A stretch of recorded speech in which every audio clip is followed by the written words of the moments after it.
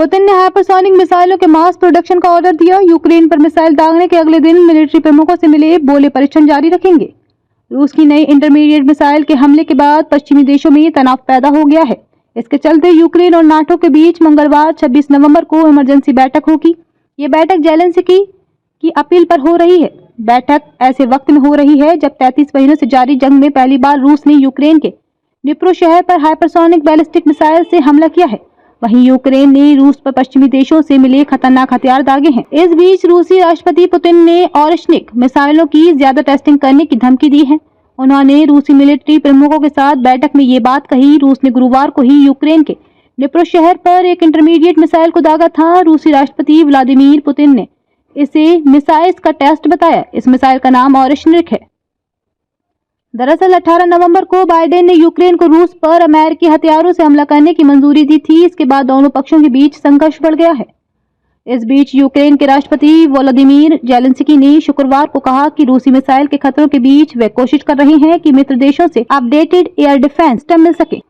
Zelensky ने कहा कि गुरुवार को डिप्रो शहर पर रूस की नई बैलिस्टिक मिसाइल से हमला ये बताता है रूस युद्ध को और गंभीर करना चाहता है। मीडिया रिपोर्ट्स के मुताबिक Zelensky America terminal high altitude area defence THAAD हासिल करना चाहते हैं या अपने patriot anti ballistic missile defence system को अपग्रेड करना चाहते हैं।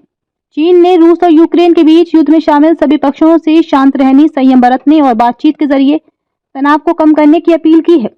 ग्लोबल टाइम्स के मुताबिक चीनी विदेश मंत्रालय के प्रवक्ता लिन जियान ने कहा दोनों पक्षों को सीज फायर के लिए बातचीत करनी चाहिए।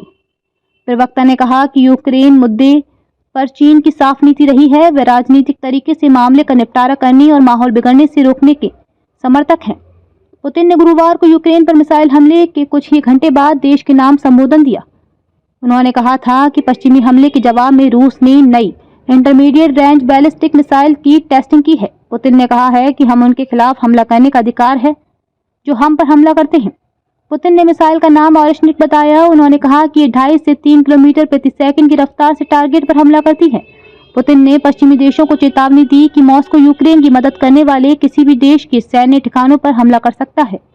अमेरिकी राष्ट्रपति बाइडेन ने यूक्रेन को लंबी दूरी की missile army tactical missile system ATACMS इस्तेमाल करने की इजाजत दी।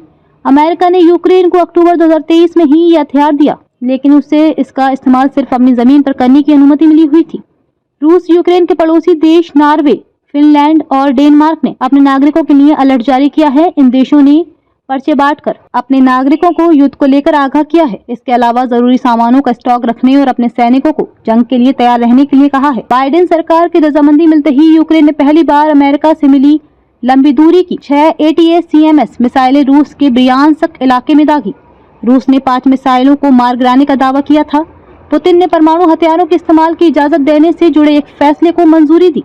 नए नियम के मुताबिक अगर कोई देश जिसके पास परमाणु हथियार नहीं है, अगर वो किसी न्यूक्लियर पावर वाले देश के सपोर्ट से रूस पर हमला करता है, इसे रूस के खिलाफ जंग का ऐलान समझा जाएगा। ऐसी स्थिति में मॉस्को न्यूक्लियर हथियार का इस्तेमाल कर सकता है। यूक्रेन ने ब्रिटेन की स्टॉर्म शैडो क्रूज मिसाइल के रूस से कुर्स्क इलाके पर हमला किया। ब्रिटेन ने 1 साल पहले यूक्रेन को ये हथियार दिए थे। हमले के बाद रूस ने कहा कि उन्होंने 2 ब्रिटिश मिसाइलों को नष्ट कर दिया है।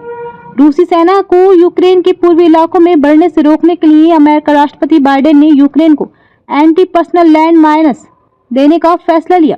अमेरिका ने यूक्रेन को इन माइन्स का इस्तेमाल यूक्रेन की सीमा में ही करने को कहा। रूस के यूक्रेन पर हमला करने के इंटेलिजेंस इनपुट मिलने के बाद अमेरिका ने कवी में 1 दिन के लिए एम्बेसी बंद कर दी। इसके बाद इटली, ग्रीस और स्पेन ने भी ऐसा ही किया।